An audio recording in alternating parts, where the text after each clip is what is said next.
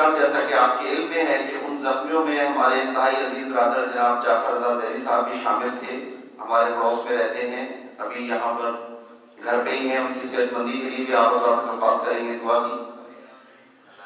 جو کچھ ان کی زبانی ہمیں معلوم ہوا تھوڑا سا 2-4 منٹ آپ حضرات کے لینا چاہوں گا۔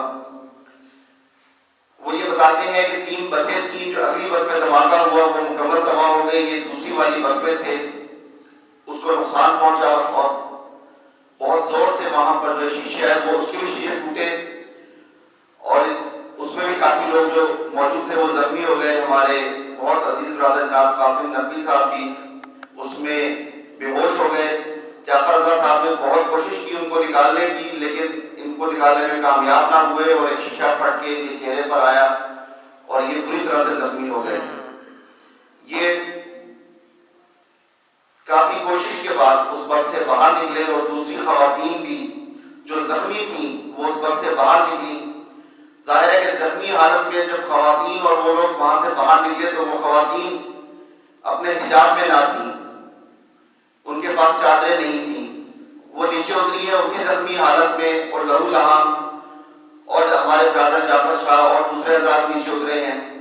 جب وہ لوگ نیچے اترے ہیں اور زخمی حالت میں تو سامنے اور وہاں جو لوگ موجود تھے وہ ان کو دیکھ کے ہنس رہے تھے اور کسی نے بھی ان سے پانی کا تو پوچھنا دور کی بات ہے، آپس میں ان کے نزدیک آنے لگے اور یہ قریب تھا کہ وہ ان کو مزید نقصان پہنچاتے ہیں۔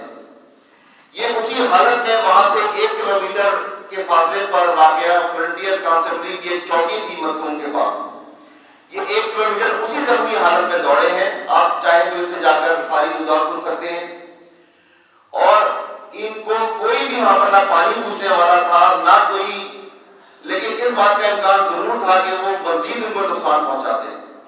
اس بات سے ہمیں یہ یقین کرنے میں آسانی ہوگی کہ آج کے جدید دور میں جب اس طرح کے یزیدی یہاں پر موجود ہیں تو 1400 سال پہلے جو واقعات ہم سنتے ہیں وہ یقیناً سچ ہیں۔ یہ لوگ وہاں پہنچے ہیں اور فرنٹیئر کانسٹیبلری جو ہے وہاں پر کچھ لوگوں نے ترس کھا کر ان کو ایک ڈالے میں سوار کیا اور اسی مائنس سردی میں جس حالت میں یہ تھے اسی زخمی حالت میں انہوں نے 2 گھنٹے کا سفر طے کیا اور یہ کوئٹہ پہنچے۔ یوں محسوس ہوتا تھا کہ یہ کوئٹہ نہ پہنچ پائیں گے اور یہ رستے ہی میں انہوں نے کہا کہ ایسا لگتا تھا کہ ہم مر جائیں گے رستے میں۔ پھر جو کچھ ہسپتال میں ہوا وہ ایک لمبی داستان ہے، الغرض یہ کہ کسی قسم کا کوئی تعاون نہیں کیا گیا۔ جعفر بھائی کے پاس کچھ پیسے جو نقدی ان کے پاس رہ گئی تھی اسی نقدی کے سہارے یہ راولپنڈی تک پہنچے۔ کسی نے وہاں پر کسی طرح کی کوئی مدد نہ کی، نہ کسی کو یہ توفیق ہوئی کہ وہ ان کو یہاں تک پہنچانے کا کوئی بندوبست کرتے یا کم از کم ہاسپٹل میں ان کے لیے کسی دوا کا بندوبست کرتے۔ چونکہ انہوں نے اپنے ناپاک خون کا ثبوت دینا تھا، یزیدی ہونے کا ثبوت دینا تھا، جب ہمارے یہ میڈیا نے ان سے پوچھا اس ملعون یزیدی سے، اسلم رئیسانی جو وہاں کا وزیر اعلیٰ اپنے آپ کو کہلاتا رہا 4.5 سال اس نے وہاں پر حکومت کی، جب اس سے کہا گیا کہ یہاں پر اس طرح سے شہادتیں ہوئی ہیں اور ان کے وارثین رو پیٹ رہے ہیں، تم جا کر ان کی مدد کرو، تو اس ملعون نے کیا جواب دیا؟ غور سے سنیے۔ اس ملعون، اس لعین، اس ناجائز اولاد یزید نے یہ کہا کہ اگر وہ لوگ مر رہے ہیں اور اگر وہ لوگ رو رہے ہیں تو میں ٹیشو پیپر کا ایک ٹرک بھیج دیتا ہوں۔ اس مسخرے نے یہ بات کہی اور یہ بات میڈیا پر آئی، کسی ملعون یزید نے اس کا نوٹس نہیں لیا کہ ان کی مدد کرنا تو دور کی بات، ان پر کم از کم نرم پاشی نہ کی جائے۔ پھر آپ کے سامنے ہے ساری بات، میں اس کو بیان کرنے سے قاصر ہوں کہ 5 دن اور 4 راتیں کس طرح سے وہ خواتین جن میں خاتون شامل تھیں جن کے 2 بیٹوں کی میتیں وہاں پڑی تھیں، ایسی خواتین موجود تھیں جن کے جوان بھائی وہاں موجود تھے، ایسے لوگ وہاں موجود تھے جن کے والد کی میت وہاں پڑی تھی، جن کے بھائیوں کی پڑی تھی، جن کے بیٹوں کی پڑی تھی۔ اپنے بیٹوں کی میتوں کے ساتھ 4 راتیں اور 5 دن رہنا اگر کسی کو پڑے تو وہ بتا سکتا ہے جس کے اوپر یہ گزری ہے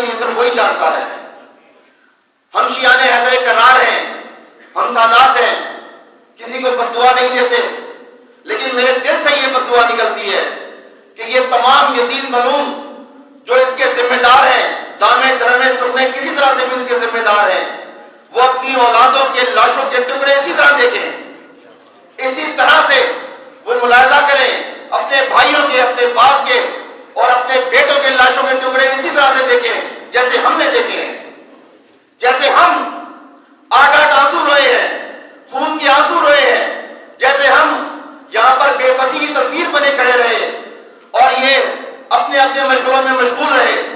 وہ ملعون وزیر اعلیٰ بلوچستان لندن میں موجود تھا، گورنر جھلمکسی میں ہونے والی ریس کا مزہ اڑا رہا تھا، اور یہاں پر اس صوبے میں یہ حالات تھے۔ یہ ظلم ان شیعان حیدر کرار کے ساتھ جن کی امن پسندی کی کوئی مثال نہیں دی جا سکتی۔ آپ حضرات اس بات سے واقف ہیں کہ پچھلے 30 سالوں سے ایک نعرہ ہمارے سماعتوں سے ٹکراتا ہے، کافر کافر شیعہ کافر، اور آج بھی یہ نعرہ لگایا جاتا ہے۔ ہونا تو یہ چاہیے تھا کہ اس کے جواب میں ہم بھی کوئی نعرہ لگاتے، نعوذ باللہ کافر کافر سنی کافر یا کافر کافر وہابی کافر۔ مجھے بتائیے کوئی ایسا نعرہ لگا؟ نہیں لگا، اس لیے کہ ہماری درسگاہ کربلا ہے۔ ہم یہ کام پلٹ کر نہیں کر سکتے تھے، ظلم کے بدلے میں ہم ظلم نہیں کر سکتے تھے۔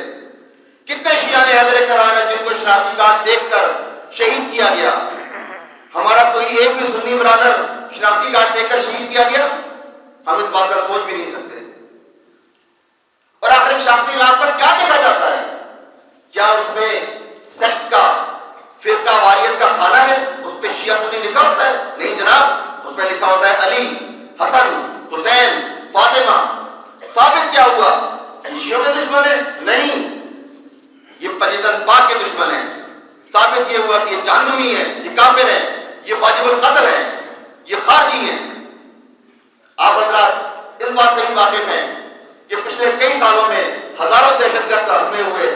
مجھے بتائیے کسی ایک دہشت گرد حملے کا بتائیے کہ جس دہشت گرد حملے میں کسی طرح بھی اس کا کیریئر، اس کا ماسٹر مائنڈ کسی میں بھی کوئی شیعہ ملوث ہو۔ کوئی ایک شیعہ بھی ایسا نہیں کہ جس نے دہشت گرد حملہ کیا ہو۔ صرف وجہ یہ ہے کہ ہم حسینی ہیں، ہماری درسگاہ کربلا ہے۔ بہرحال آپ کی سماعتوں کی نظر یہ بات کرنی تھی، یہ خون خاک نشینہ تھا، رزق خاک ہوا، یہ خون خاک نشینہ تھا، رزق خاک ہوا، نہ مدعی نہ عدالت، حساب پاک ہوا۔